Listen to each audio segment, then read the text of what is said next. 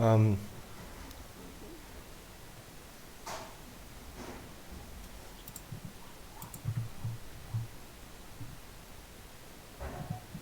okay, seems it's already working.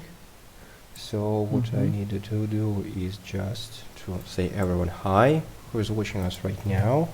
We'll be just fixing some small issues right now and launch our YouTube stream too. So if you have more comfortable watching our QA session on YouTube, go ahead. We just in a couple of minutes will be there too. So just some small things which we need to tell right now.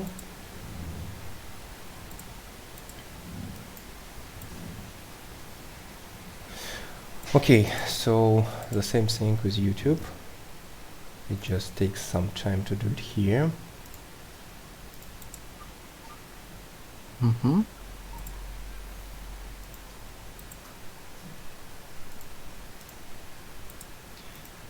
Yeah, I already see that there are 7 people watching us in Discord, or on Discord, on Twitch. Hi guys, thank you for being with us today. Mike, hello. Oh, there is a, I don't know even how to describe it. It's just a very strange. I know post. it's not it's you know, such called as text art or something like that. When you use different symbols from the different fonts in order to create the general image. It's cat. So if you look at it, it's the face of the cat. Oh, yeah, I see. Okay, I just didn't know how to properly call it.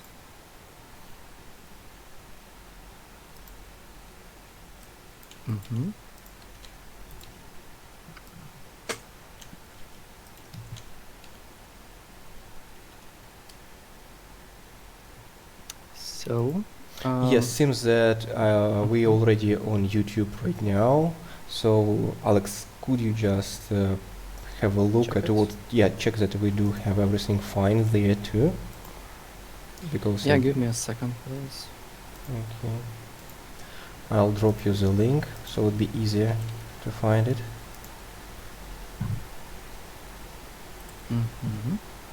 Okay, so we are believe pretty ready to start right now.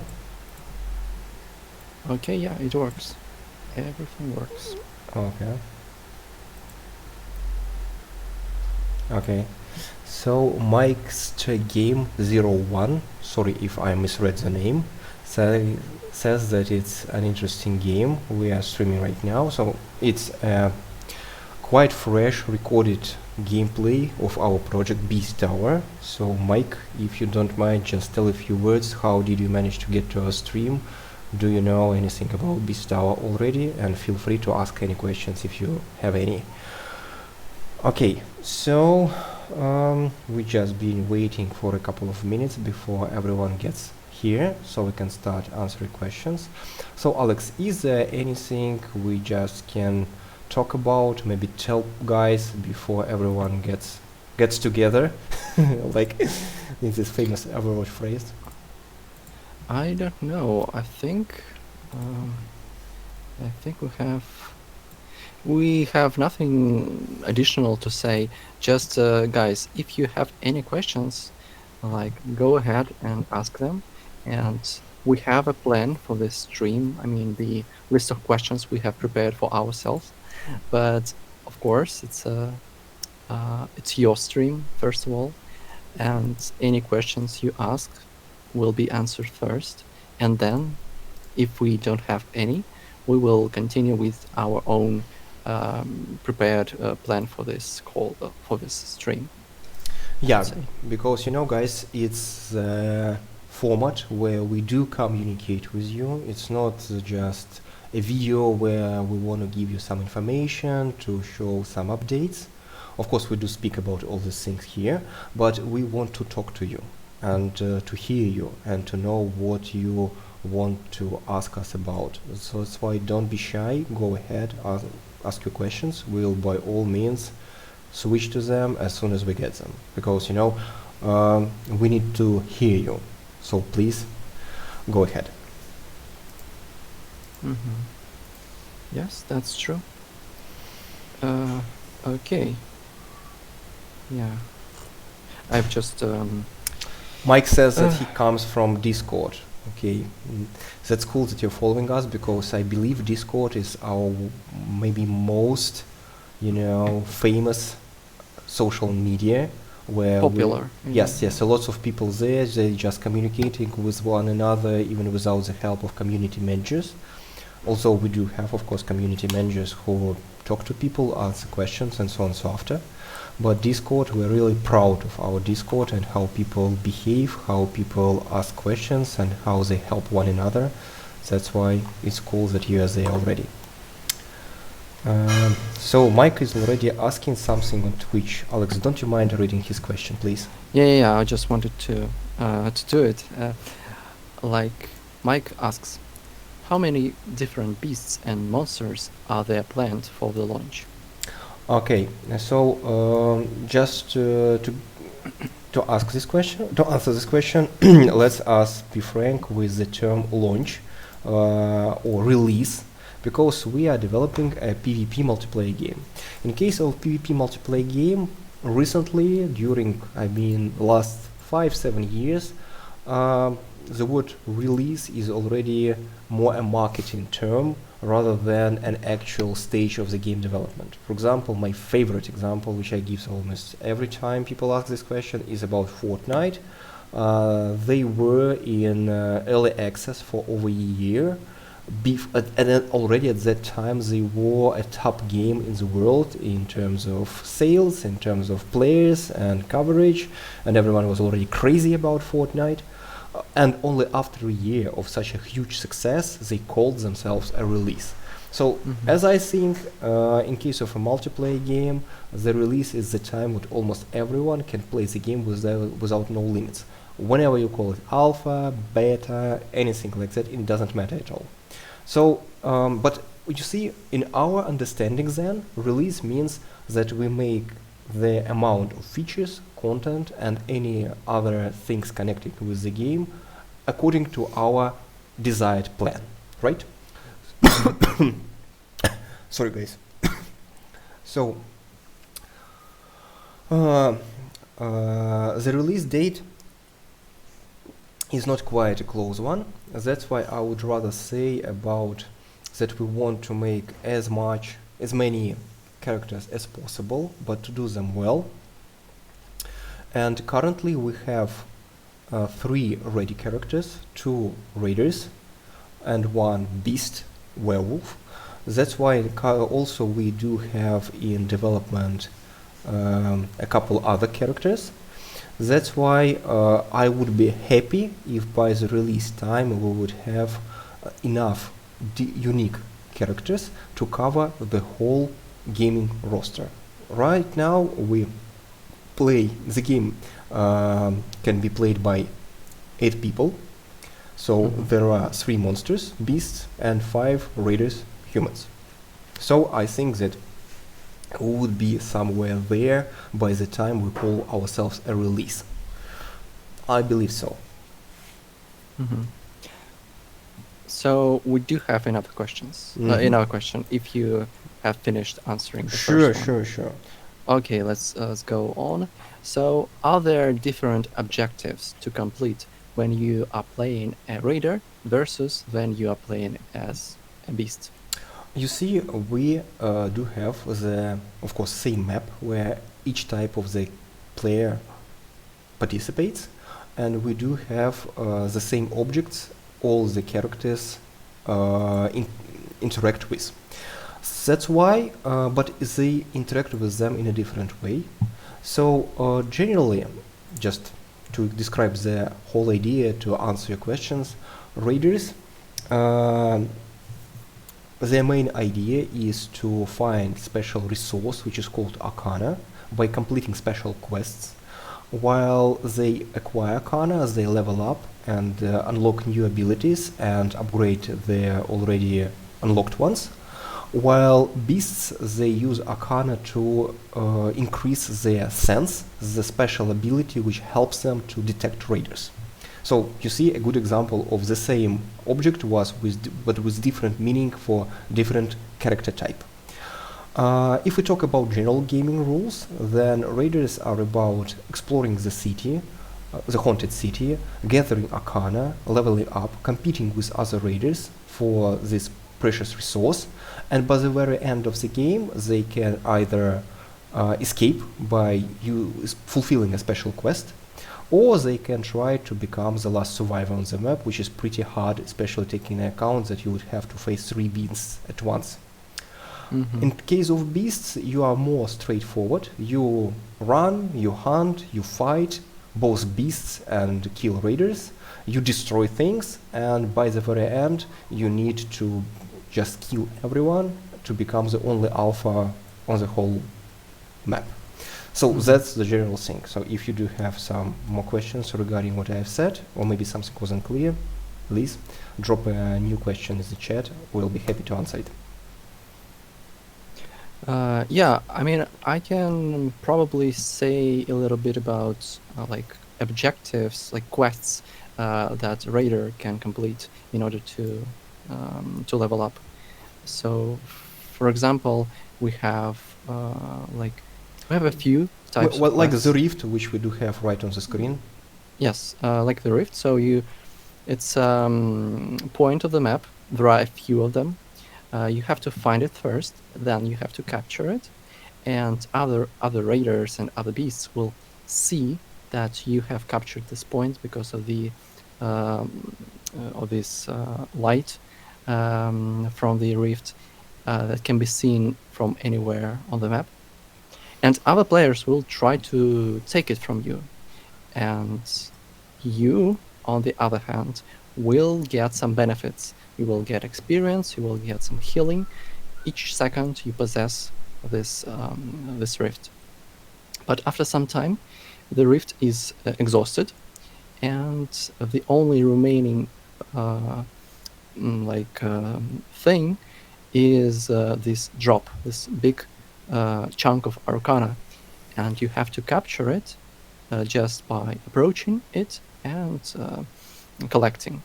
But other players will also be able to and will try to take it from you. So it's a pretty good, I would say rather interesting quest for the players who love to fight with other players. But if you are not into some kind of fighting, then you can find other quests on the map, which don't require you to compete most of the time with other players. Yes. So according to what we already told, that we have questions about, I believe it's possible to answer them both at the same time. So it said, so raiders can fight other raiders and beasts can fight other beasts. If so, what's the benefit there? Are the raiders killing other raiders to obtain more loot for themselves?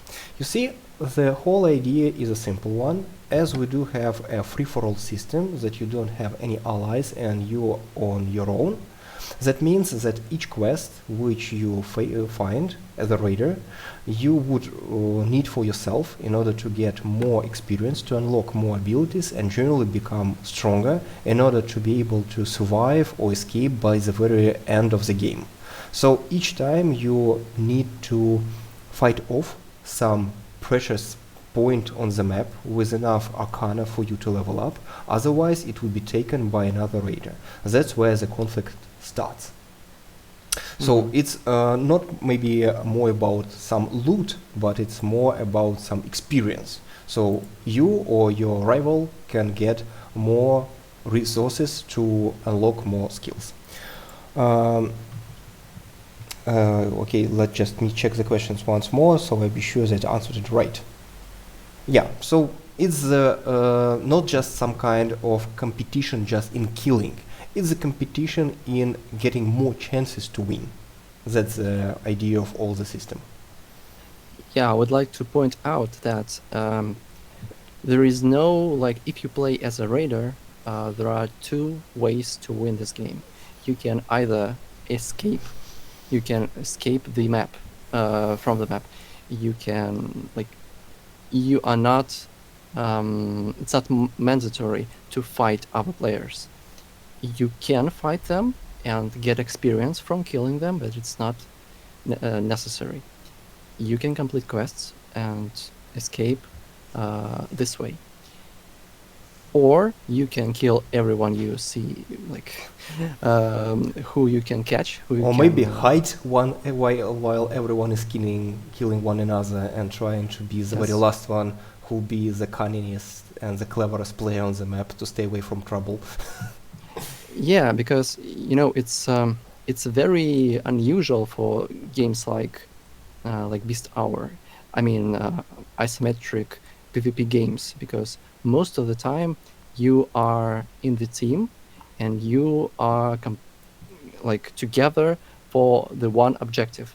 But here in Beast Hour, you are on your own. There are no allies, like Anton said, and you can choose how you want to win this game. And both ways are valid and totally possible. Yeah. So one thing I believe we forgot to do at the early beginning of the stream, because we just started so rapidly and people started asking questions, that I fear we didn't introduce ourselves. So yeah, well, as it said, it's better later than never. So Alex is our community developer, a person who is in charge of many things, a part of working with the community. And I'm Anton. I'm creative director of Beach Studio, so the studio developing the Beast Tower project. Yeah, so just to get to know who we are. And the questions I see right now, it's about our plans to implement any team games, duos, squads, etc. Whoa, that's the question we always get asked almost at our any interview, at any meeting with our colleagues and so on and so after, because people are used that the games like Beast Tower are usually team-based, and generally there is such a kind of thinking, common thinking nowadays, widespread, that any PvP game should be team-based, otherwise it would be interesting to play because you can join your friends. Okay, currently we have only free-for-all mode, because due to our research, to our playtesting and focus groups which we asked and run during the last year, it turned out that the most interesting and cool mode which people like to play tons of times, repeatedly. But we also do understand that at some point people would need maybe some kind of a team play. We do have a kind of idea in mind how it can be organized in Beast Tower, but in order to start working on it, we need to finish the current mode to show you, to let you get your hands on it, gather your feedback, and after that we'll decide whenever you need the team mode so badly that we should make our top priority. Just to give you some information which we gathered while we're talking to people and generally analyzing whenever the team play is crucial for us, generally, it turned out that it's funny, but quite a huge part, I mean about 2/3 of people we took talk, or maybe quarters, would say that they don't want team play badly, because they are a bit of tired of games where you're really dependent on your teammates, and if you play with no friends, and if you're at least a person who's, I mean, over 20s, over 25, sometimes it's really hard to gather your colleagues, to gather your friends at some exact time to play together. That's why, fortunately or unfortunately, but most people sometimes today play alone, and you can do nothing with that. And for them, it's cool that they're playing a PvP game where they don't rely on other people. And if, for example, they invited their 3 friends to come to play with them and nobody showed up, or just one person, the evening is ruined. So it's a kind of interesting thing, because we just figured out. But still, we do understand that there are people who want a team play mode. That's why we already have some draft design for that, but I'm not ready to tell anything else more, because things might change drastically, and that's why what I said now would be not relevant at the point when we come to this decision. That's the idea. Mm-hmm. Oh, Yes. we have GG Kronos here. Nice to meet you. Yeah. I mean, Kronos right now is at work, but he has to leave us. But it's very nice that he had some time to. GG Kronos is one of our most loyal and always supporting mates in the community, and he's just almost supports and likes every post of ours and helping us out so much that we're just so greatly thankful to him. So stay tuned, we'll be happy to always to help you out with everything. Yeah, so I guess now we don't have any more questions coming out from the chat, so we can. Yeah, let's see what we have for the planned, questionnaire for tonight. Mm-hmm. But guys, still, don't be shy, ask your questions, because I've said it's our main goal today to talk to you and not just to ourselves. Yes. Okay, let me start by asking you very interesting questions.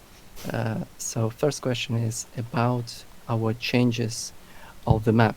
So if viewers have read our newsletter, the latest update of the game, they could see that we have added bridges into the game in order to make movement more accessible. So can you please tell us a little bit more about this? So guys, yeah, as Alex just told you, we do have a special, bridges which connect rooftops. So it's just a simple construction of two ropes connected with pieces of wood, so it making platforms you can run along from one building to the another. Why we decided to do it? Because we really like to implement the idea of moving around the map in absolutely different ways, and to have actually several maps in one. What I mean is that we do have several layers of heights, both the zero level, which is a ground level, just you are running around buildings, on the streets, and etc. You can go underground in the system of tunnels, and this system nearly connects the whole city. So knowing the tunnels well, you can use a lot of shortcuts, you can use interesting roads to get to some places unnoticed, but still risking yourself if you meet the monster just underground, because beasts are really terrible at close distances as they're melee fighters. So if you get in a tunnel with a beast, you're likely to die. That's why it's up to you to decide. And that's why we decided that it could be a good idea to make such a kind of the same, shortcut system, but for the high level. You mean when you can just run around the rooftops and get into any part of the city without even touching the ground. That's why we're making these special bridges, but it's not an easy walk there. You need to jump, you need to wall run in order to get from one bridge to the another. But generally, the whole idea of the system that if you understand how it works out, you can use these roads to get quickly to some areas which you need. Mm-hmm. I see. So can you tell us a little bit more about what mechanics do we have in the game that players can use in order to escape from to escape beasts? So you see, when we started developing the game, the only way to escape from beast, was just to parkour really, really well. At the point when the beast just loses you from the sight and get confused of the current location of raider. Then we understood that it is not really cool thing, because there is such a thing as player's endurance. I mean, when you're doing something at great pressure for a long time, you get tired and you lose your interest. That's why we started thinking how we can limit the time of the chase So on the one hand, it's still interesting, and you feel that it's enough time for you to get the necessary adrenaline, but it's not too long for you to get tired. Yes? That's why we decided that we should have the escape mechanics. So it's special things which let you, as soon as you get to this point, escaping beast, to have otherwise the ability to drop the chase, to hide, to somehow confuse the monster and so making him switch to another target, or give you some drastical advantage, meaning you get far away, it's harder to reach you, so you get some, you have the pressure down. So this pressure up and pressure down is a very important feature of any chase game, because it's the thing which keeps you involved and interested. So we made such things as a special mist of zones of mist, where you getting as a raider get invisibility for a short period of time. Or we have special vault objects. I mean, it can be some barricades, some cards, or any other things which, like you see on the screen right now, you can jump over, vault over, and get some boost of speed. And also, if you use pillars in the same manner, you jump over pillars from some height, you don't get a hard landing which stuns you for a short period of time. So it's the second thing. The third thing with the special, nearly ruined walls, which you can roll below as a raider, and beast needs to break these walls to get behind them. Talking about some, things which work really, unique way, and sometimes you need to get used to them. It can be the system of portals. So it's special, black holes, small black holes, which you can find on the map. As soon as you interact with one of them, you get teleported to the random place on the map. So you don't know whenever you get far away from beast, or you get even closer to some point which is close to your teleportation. So it's a kind of a lottery you can be eager to play. Alex, did I manage to mention all of them, or I should talk more about some others? I believe you have. That's all we have. We have spoken about, at least in public. But DJ Kronos has a question for us. So I guess we should switch to answering it. So, what tactics would you give to someone playing as a beast? So how would you recommend players to play as a beast? Okay, guys. Honestly, we did our best and still working hard on the very important features, which we believe to be the core of Beast Tower. It's choice. So you have different variants of behavior, and it's up to you to choose which one will bring especially you the success, because all people are unique, all approaches are unique. That's why you should be choosing what is closer and more in your character. Well, that's why also we have the thing that depending on your level of play, new things, new tactics start working differently. Well, a good example could be some MOBA game where when you start playing with newcomers, people who just spend very little time playing MOBA, there is some characters which really rock. So they are most efficient ones, because people who are playing the game are not really good with the core mechanics. Then we have the middle level, where other characters start shining, and on the top level, I mean really cool guys and even some cyber sportsmen, another portion of characters becomes the most efficient ones.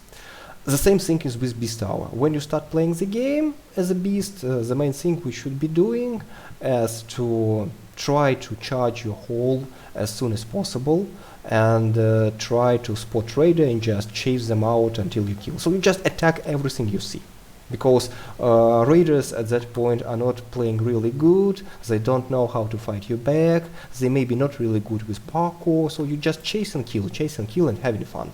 So it's simple, because at most cases when the people start playing Beast Tower, they somehow think that beasts are more, say, stronger than raiders. Yes, they are stronger than raiders, of course, because they have more HP, they have more damage, but they are not more efficient, and that's really big difference.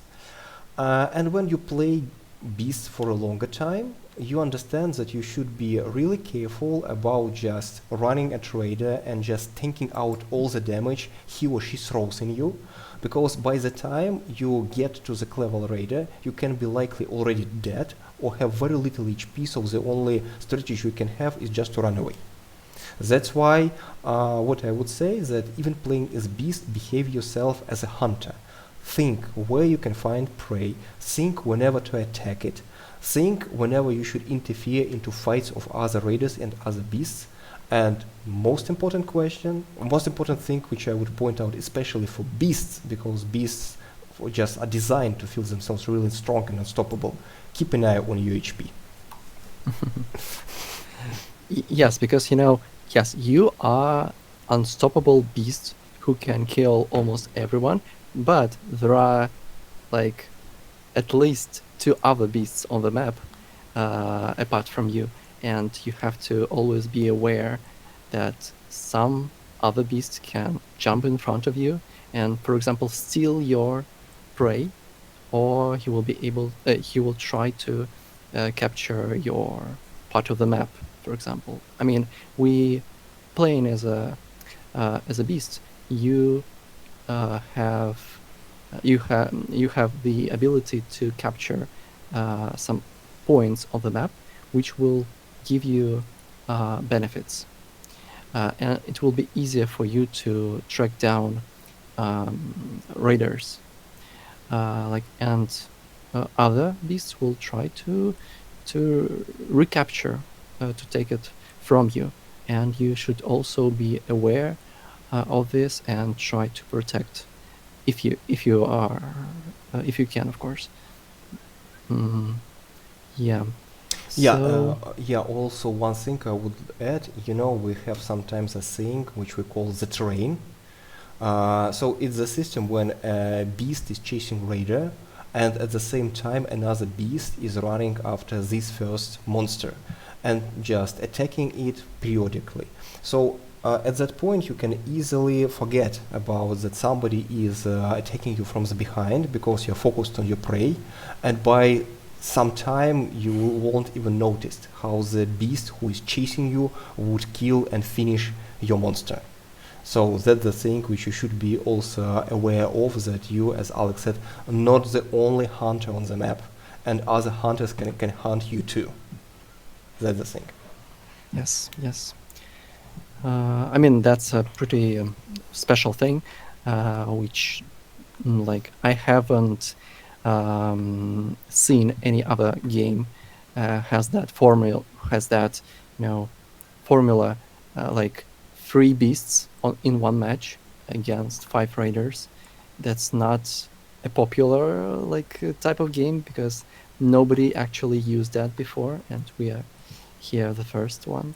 You see, the funny thing is that just the other day I learned that the guys, if I'm not mistaken, who were behind the Friday the 13th title, they announced that they're working on some asymmetric horror game, which is inspired or even has the franchise of this Texas Chainsaw, or how this horror movie is called. I'm sorry, I'm not familiar with that called. That they pointed out on their website that they have in plans to have more than 1 killer on the map.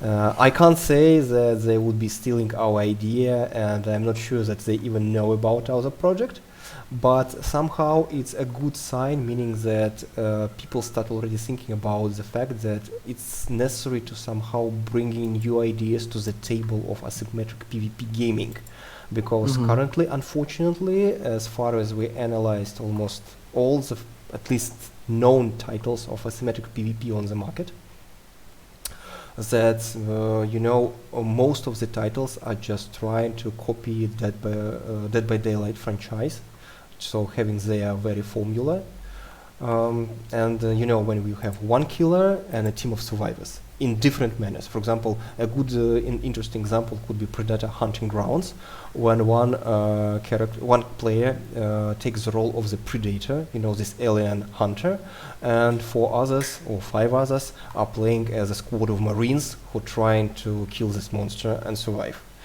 And that's why when it's really cool when people are trying out new ideas, although it's quite risky thing and it's quite hard thing, because when you don't have a right example of what you need to copy, you need to play test tons of times. Alex won't let me lie that we spent lots of time working out some important and sometimes even some small parts of Beast Tower to make sure that they're working out simple and cool.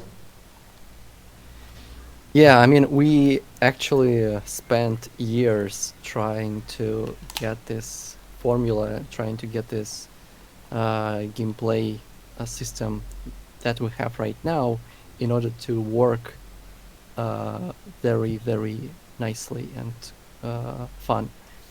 So, and we believe that now we have achieved this level that we are very satisfied with the result, and we are very we can wait for you to try it. I mean, really, because it's been many years we have been working on this game, and we would love to hear your feedback.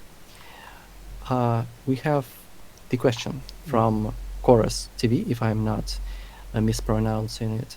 So, is respawning endless, or is there some kind of lives system? So how do respawn system works in Beast Tower? Okay, so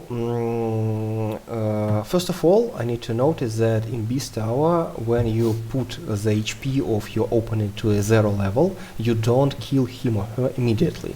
The person just falls on the ground for some time, where there is an option to finish him or her.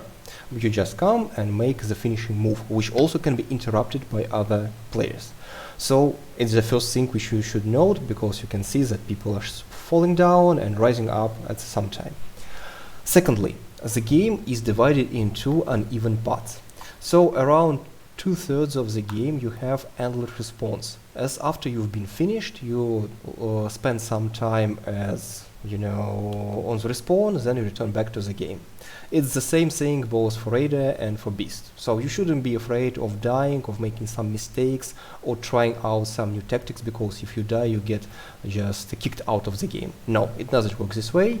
Please just make mistakes, try new things, don't be afraid of something new, and keep having fun even if you died once. In the final stage of the game, the respawn system transfers to the fact that if you die, you lose. At this time, you should be really careful about your HP, about what decisions you take up, and how you interact with other players. Because, as soon as you die, you die. We do have some, unique rules and special nuances in the system of, final Beast Tower stage, where you can die without respawning, but I believe, just to keep things simple right now, I won't go deep in it. So that's why, just to make sure you understand, I told everything. At the first part of the game, you respawn as many times as you wish. After a certain point, the respawns stop, and as soon as you die, you die. That's it. Yes, and I also want to mention that it's in your best interests to level up as fast as you can, as much as you can, by this second phase of the game, because by that point, if you have reached the highest level, which is to that point is eighth level. So if you have the 8th level, you have the advantage against other players. You can still win the game even if you are behind, but it will be just difficult, more difficult. Yeah, you see, Alex has a very good point of saying that even if you didn't manage to get a high level during the first stage of the game, you still have chances to winning. Because Beast Hour is not just a game about leveling up. So if somebody is level third and other person is level 7, it doesn't mean that the 7th level by all means would get the upper hand in a fight. No. You can win because the game is skill based. It just requires your finger work, your brain work, your knowledge of the game rules and mechanics, and you can outplay everyone. But it's just if you have the very same level of play, it would be a really hard thing. And if somebody is playing better than you, then you need to outlevel this person in order to just start a fight. That's the thing.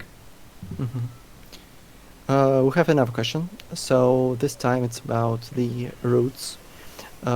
Is there any routes that only beasts or raiders can use only?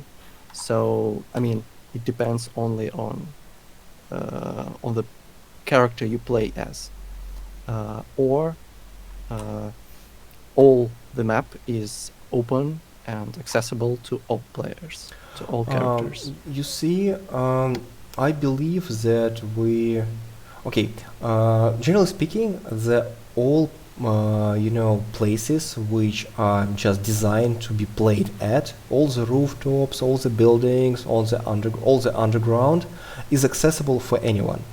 Raiders and beasts have abilities which let them to jump high, to make some kind of short blinks or different things like that. But all the map is designed in the way that you can get to any point without using any abilities. That's very important rule of our game design, because it allows us, first of all, to give the full freedom to people who didn't manage to level up all the abilities, and also it just don't give some upper hand to characters who have some movement abilities to those who don't have them, just by the design.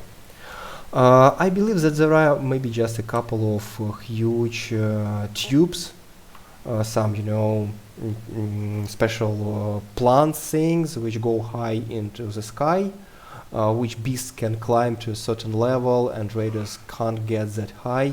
But in terms of gameplay, it doesn't matter at all, because raiders can shoot, and even if beast climbs that high, they can still shoot it and it won't save them. That's the thing. Of course, beasts are using, their claws to climb any wall in any direction. That means that it would just take him. It is more easier for them to climb on some wall, because raiders need to use some complex moves of jump-offs between two nearby walls, or maybe some crazy wall runs around to climb to the point where the beast can get just only by running up a wall. That's the thing. But still, we did all the things possible to avoid the problem that this character can get into that place and that character can do it. That was our very important rule, which we carefully stick to. Mm-hmm. I see. So I guess we should switch to our next question we have prepared for ourselves. This time, now I would love to know more about the translation and localization that we are working on right now. Okay. So would you mind telling us a little bit about this? So guys, you see, we do understand that we of course need the game to be translated in several languages, just because it's the data Steam provides, that the more languages you support, the more players would be playing the game, which is really important for a PvP title, because it's crucial for the how many people are playing at the game at the current point of time, and the average number of people who get online all the time, so you have people to play with. So that's why we first of all started supporting languages which we know ourselves, and so members of our team can speak fluently and are proficient with these languages. Some things like, of course, English, and languages like Japanese and like Russian. So yeah, we have such a curious mixture of languages in our teams that people can speak. Also, for the last months, we published the report about our achievements for the current months, and also we asked that people who can speak different languages could support us with translation.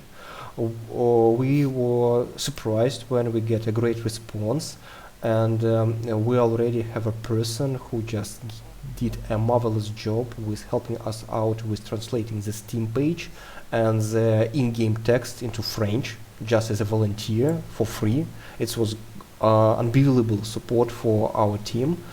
That's why I just want to say, Alex says that something wrong with my lighting. I mean, you have some kind of a glow. Yes, kind of like it. So, Yeah, I think that just like the previous stream, you had the issue.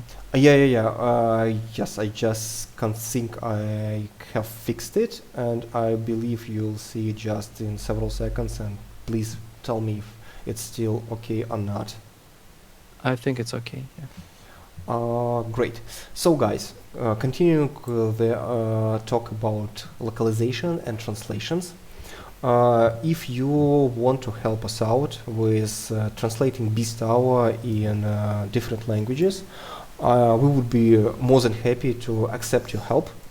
So I will just give you the list of languages which we need to be translated to. So it's German, then it's Spanish Spain, well, as it's noted in Steam. So I believe there is several countries in the world which use Spanish as their main language, but they do have some crucial differences. That's why we need, the common Spanish language, so be sure that everyone understands the translation. Then it's Polish, then it's Portuguese, Brazil, because we talked to our Brazilian community, and they told us that the language in Portugal and in Brazil is kind of different one. So it's similar but have some important differences. That's why asked us that we should have this variant of language for them. Then it's simplified Chinese, it's Italian, it's Korean. So this is the languages we would be really happy if you could help us out with translating the game. So the amount of work is not really a big one. It's translating the Steam page. You can have a look at it in the store. It's not a huge one. Then we have the in-game texts. So guys, we are not a story-driven game. We do have a very interesting lore about which we've talked much, but generally in-game we have really small amount of text, and it's pretty simple one, like do it, don't do it, run here, and so on and so after. So it's around 300 lines with about 3-4 words in each. That's why it usually takes those who are good in this or that speech just about maybe a couple of days to translate everything. Yeah, at best, I would say even less than this. But yeah, I mean, if you help us out, you will be able probably, to play the game much earlier and with us, as we will be helping you as much as we can. Sure. So guys, if you are ready to help us, just drop a line in Discord, and our community managers would be happy to tell you how to work things out. Yeah, that's true. Okay, so guys, by the way, guys, I just wanted to ask you, what are your native languages? So please share with us, because as you can hear, we are not English natives, but we do our best, so I'm just curious where you guys are from. I think that in YouTube we have a comment from our friend who helps us with French translation. So could you just have a look, because it seems that Alex, writing to us right now. Yes, yes, yes. Funny you should mention that. I am watching the stream, lurking in the shadows to get more insight on some stuff I'm stuck on with the French translation. Ha ha ha. Yeah. So just if you have some issues with understanding what it or that phrase means, always feel free to contact Alex. He is our best language knowing person and proficient in several languages. That's why he can help you out easily with that, and he knows Yeah, the game very well. Yeah, I'll be able to show you exactly what. I mean, if you don't know how to translate a certain like point on the map or like an objective, I will be able to show you, and we will be able to decide what is the best option every time. So I see. Like Course TV says that English is his native language. Yeah. And Leonin Rus says that it's Russian, but he also knows English as a second language. Yeah, and sometimes people would say that my English is more similar to America, to USA than British one, because I spent some time in the USA at art school, and there people were just, my mates were telling me some things which I should be knowing about. You say English, for example, they told me that the right way to say not America, like in Britain, but to say America, which is a more true way of saying the name of the country. And also they taught me some other words which I'm not sure that I can speak right now. By the way, that's just, again, I'm just curious. Like, what accents do we have as as people? Like, if you hear our voices, where you would think we are from? Yeah, just that's always funny for me, because as long as I come to some foreign country and I am using some taxi service or any other way where I need to stay with a person for quite a time and have some chat, I have very interesting, suggestions. Where do I come from?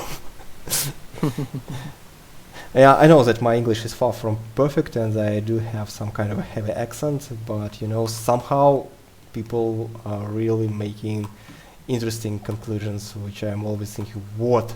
How did you would say that this can be my native language? It's so funny to say. So we have a question about lore of the game. So is there any plans? Are there any plans for events and maybe that will take place in the game about lore?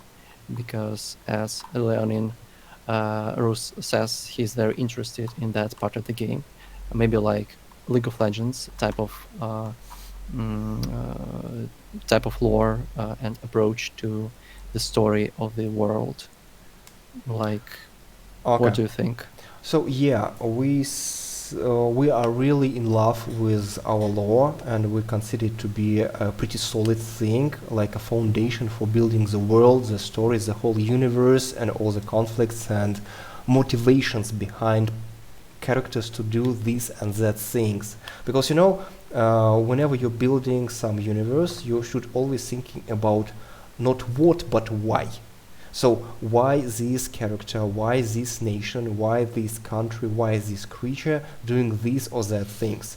As soon as you're answering these questions, everything becomes more logical, more convincing, and just it works out like a living world and not just a kind of a background for just okay, during to this some strange reasons they are running around this haunted city and doing what they're doing. That's the thing.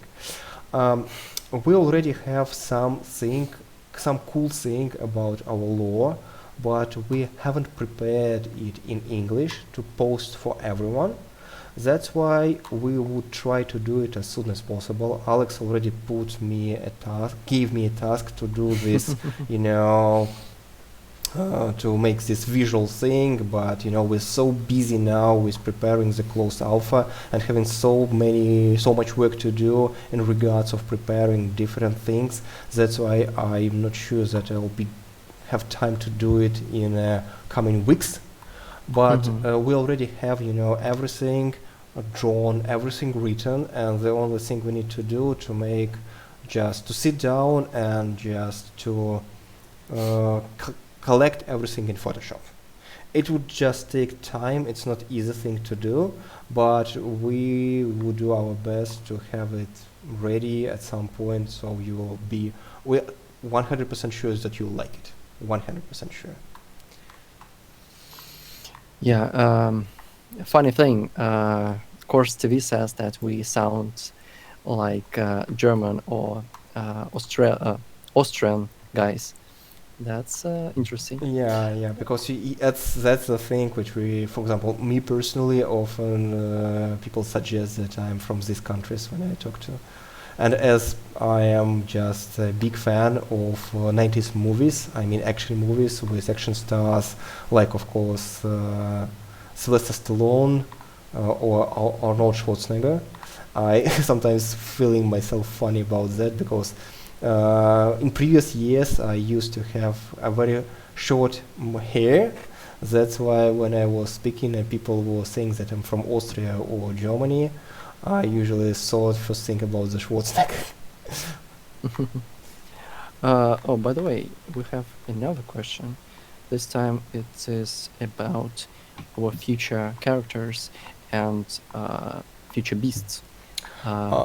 Okay, So, I believe that Eklan already has seen our post, and I believe that we talked about that during our meeting on the French translation. That there is a new beast announced in our social media. Just it was posted in the report for the last month, and this week we already had a post about this monster. So just check out our Twitter, Instagram, or any other social media you are comfortable with.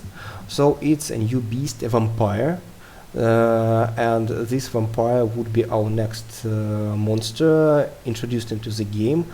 I would say I would say 100% that this monster would be in closed alpha. Just unfortunately, it's not ready for the public testing.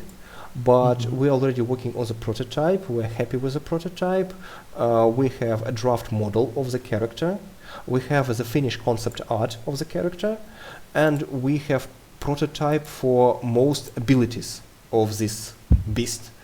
Then, as soon as we will be happy with the gameplay and have the visuals finished, we will be introducing vampire into the game at the same time as a werewolf, because we've said that several times already in our streams and posts and comments that we don't want to stick to only type of beasts in the game, and we want to introduce some more monsters which would be not just skins but a complete unique characters with their own gameplay and features. I mean, that also goes to raiders, because each raider and each new beast that will come out eventually, like each character is a unique character. It has its own unique set of abilities and visuals, of course. They will feel like it feels different to play each and every one of them. So, for example, we have right now 2 raiders.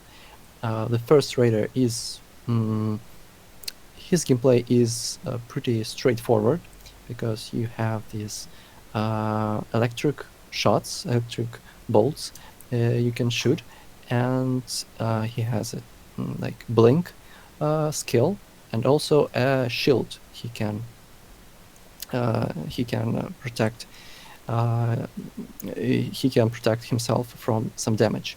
But on the other hand, the second character is more like, I wouldn't say it's more difficult to play as the second raider, but it's a different approach. So when you play as a female, raider, you your main objective is to poison your enemy, and slowly but steadily he will die. So your goal is to keep your distance and like keep on poisoning your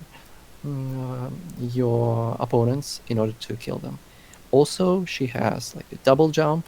She has a very unique defensive ability, which Anton is very proud of, if I'm not mistaken.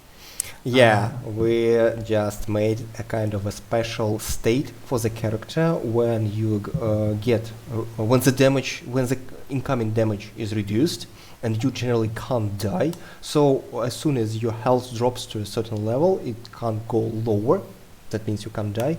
But for the sake of this crazy protection, you can't attack. So you can't throw gas into your opponents. But if you level up this ability twice, so first of all you unlock it, and then put one more skill point in this ability.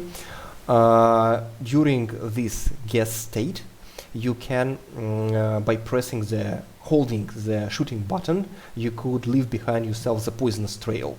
So those who be chasing you would have to choose some different road to get to you in order to avoid damage. And there are several more upgrades which also changes the gameplay, giving you more possibilities how to use this ability.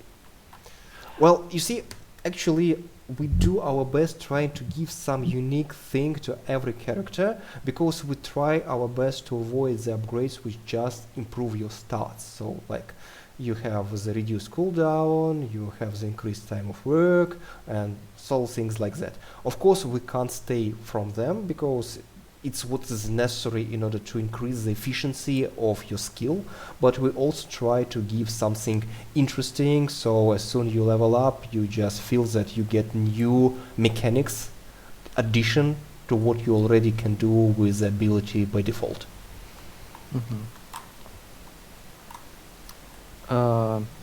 Eklund asks us another question. So this time it's about monetization of this hour. So what can we tell about our plans for the future for the monetization of the game? Okay, guys, you see, currently we are thinking how to work out this thing, because first of all, of course, we want to give you all the opportunity to play the game whenever to give the most people the opportunity to play the game. But so it's, as you can say, a free-to-play approach. But the free-to-play approach has the problem that being a small team, it's hard for us to just rely only on producing tons of content each month in order to keep the studio alive. So that's why it's, a kind of, not a thing that we can say just, yes, guys, 100% we go free-to-play. No, it's not like that. On the other hand, we can't say that we want to go to premium only, because first of all, we don't want to make a huge paywall for people to start playing this hour, because the more players we have, the more successful the game is.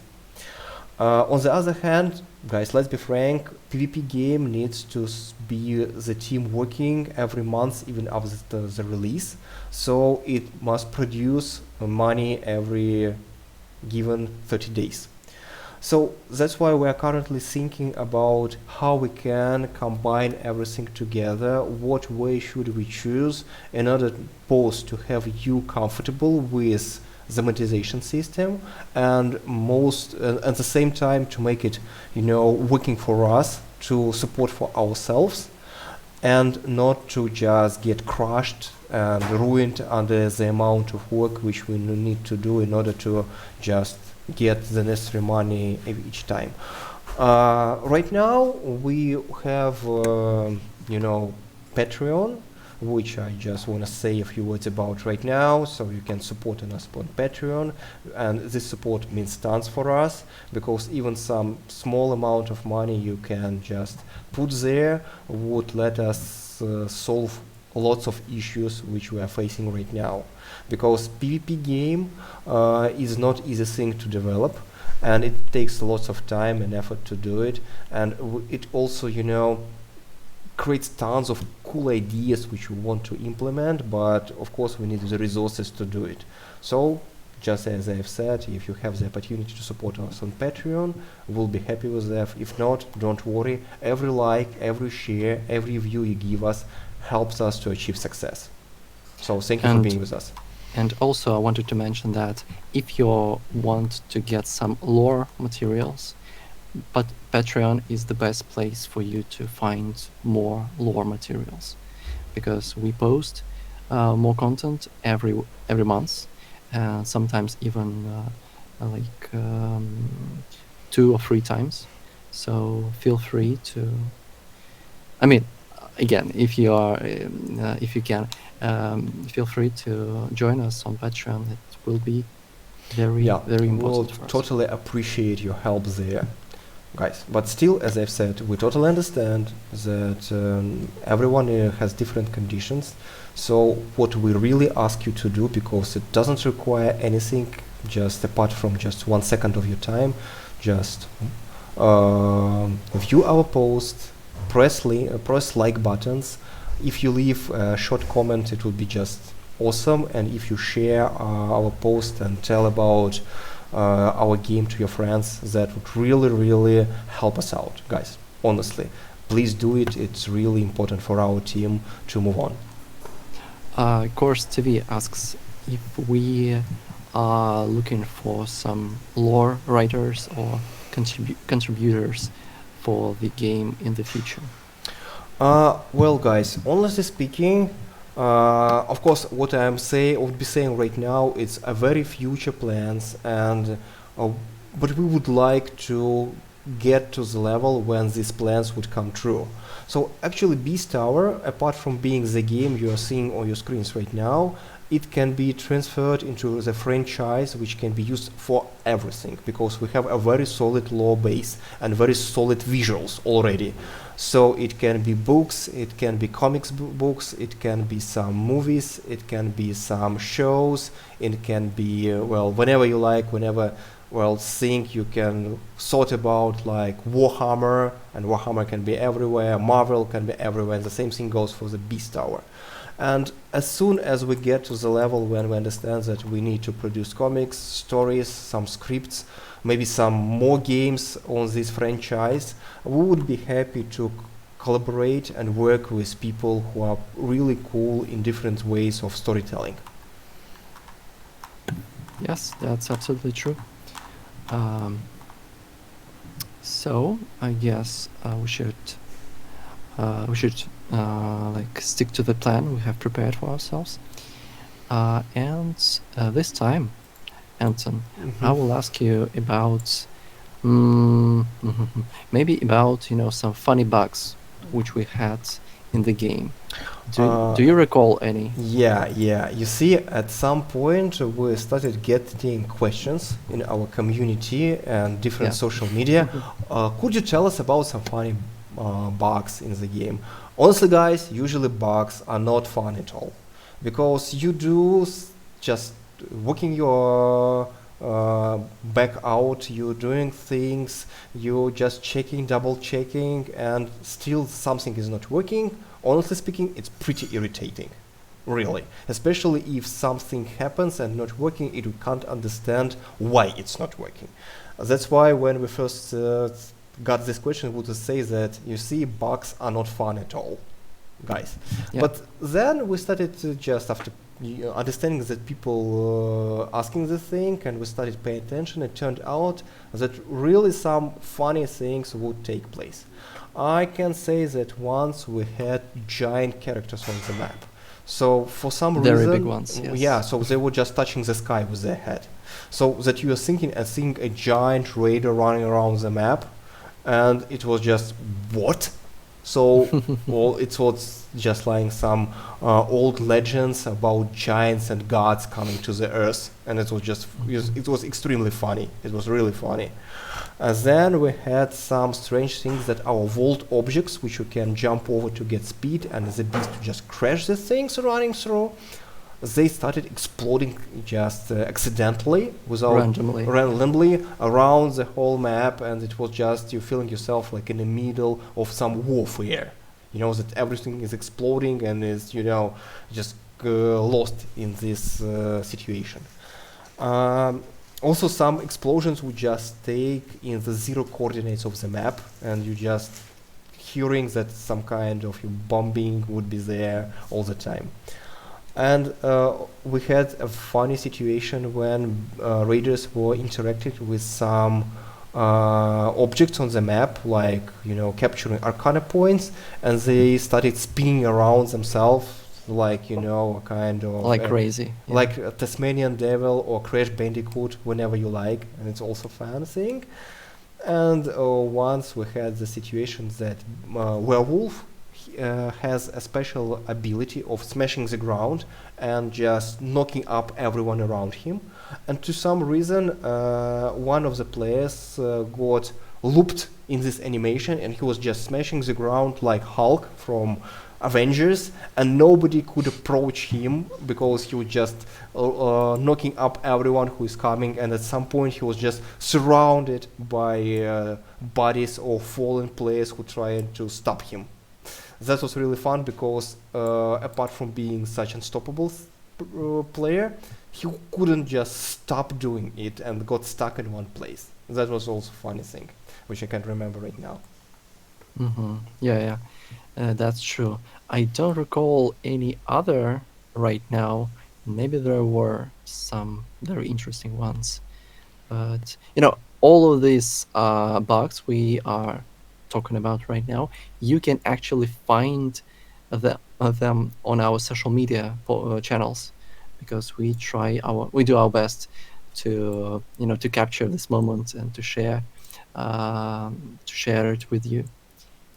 Um,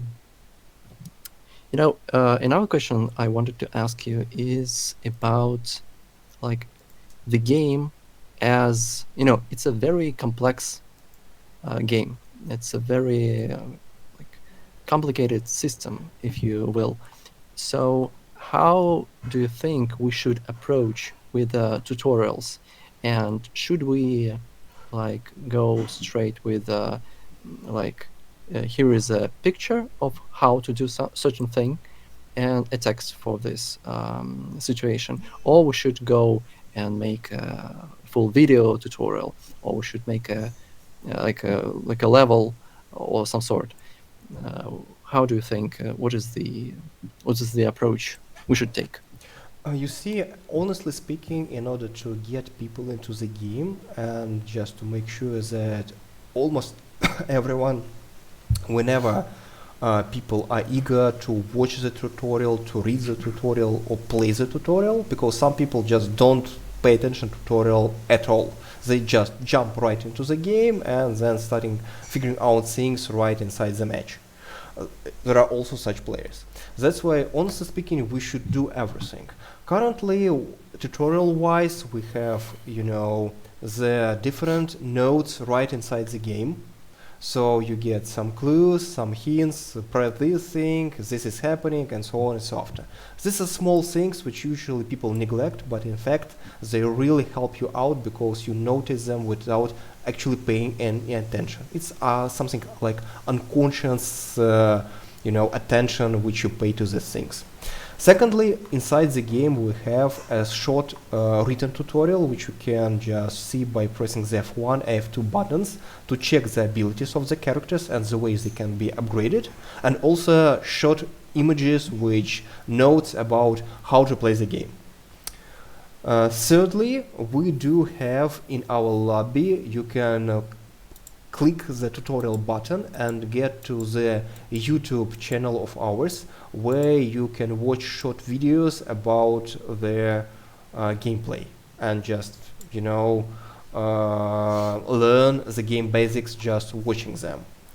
And of course, at some point of game development, we'll be making the playable tutorial. So maybe it would be some kind of extra level, or maybe it can be just done on the level which we do have right now. I don't know, I can't say that for sure now, but it's the thing where you'll be running around, learning the game basics, and you'll be just written, play this thing, do this thing, and so on and so after. So to make sure that after completing this tutorial, you're already familiar how general things in the game are working. That's the thing. So tutorials are really important, and they must be complex. So there should be different sources of this knowledge where you can get it, because even after completing the most thorough tutorial, people are likely not to remember everything, and still in the game they should get clues on some situations so they can remember what they have already learned. True. Guys, if you have any questions, go ahead and ask them, because we don't actually have that much time left. So if you have any questions, go ahead. Yeah, I think Eklund has a question about Rift, if I'm not mistaken. Yeah, he said it's the first time he noticed that we have a special animation for this Arcana device, which you use in order to capture the Rift. So yeah, actually I wanted to ask you about this topic. So we change visuals of our Arcana quests regularly, I would say. At least like for the last few months we have changed them a few times, and current variant, most people in our team think that it's good enough, that it's very nice. Can you tell us maybe about the process behind creating each and every new type of visual for Arcana, and how it works from your point of view? Okay, so the approach is generally similar for any visual that we have in the game, especially if it's a 3D model. I mean, not some kind of button in interface, or maybe some other thing which is done only in 2D. So we do our best to stick heavily on prototyping. So first of all, we just find some reference, or we make some draft sketch to understand that, yeah, we want something like that. When we are satisfied with the idea, we made the thing which is called blocking. It's a very draft and low poly 3D model, which is done quickly and put inside the game, because it helps us out to understand the scales of the object, to understand how the general silhouette works, and if we really like playing with this prototype thing just during the game. After this stage, if we are satisfied, we move on with just adding some new level of work to this visual, and then again put into the game. So as soon as we feel that the visual is pretty neat and we are satisfied with the idea, we then just go and finish it and run through the whole process of preparing the 3D model for the final quality and optimization for putting it inside the game engine. So the very same thing goes with Arcana. So we have the idea, we quickly prototype the idea, just put it into the game as soon as possible, play several games with this visual, feel that we're satisfied, that then we finish it out. That's almost our common practice, which helps us to quickly get things into the game. So just we already start playing with new features. And secondly, it allows us to stay away from spending more time to something that is necessary, because we are watching the result right into the game. As soon as it works well at our gameplay speed and with our camera angle, we stop our work on the asset to make sure that okay, the necessary level of quality is achieved. If we do more, it would be useless because players just won't notice it. So same goes for Arcana visuals. Mm-hmm. Mm-hmm.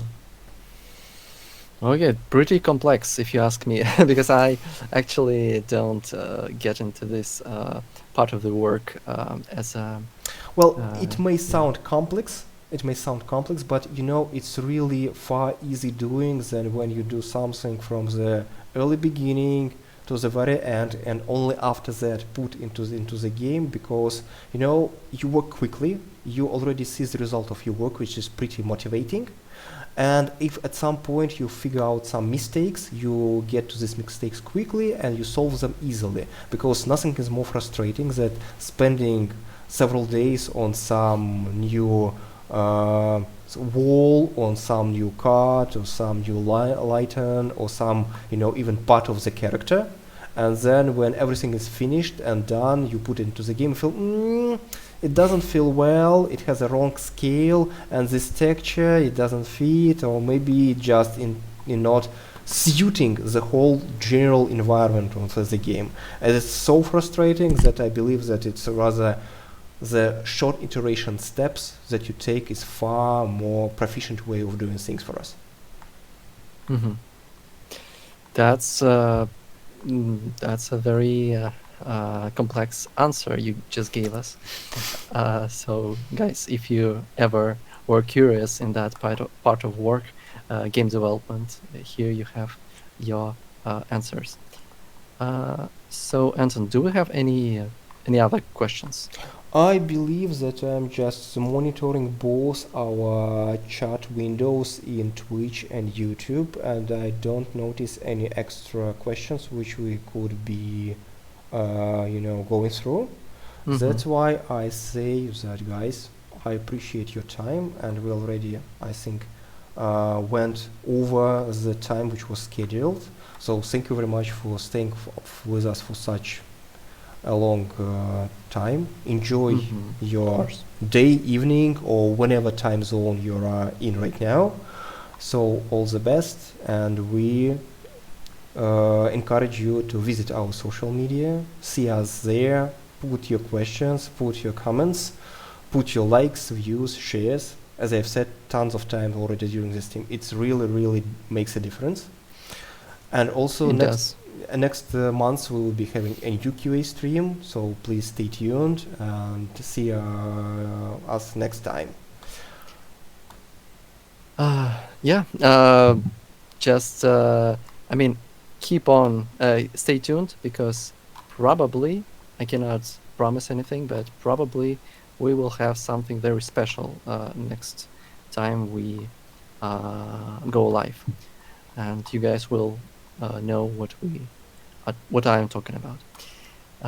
Okay, no more no more hints or anything like this. So okay, guys, thank you again for coming.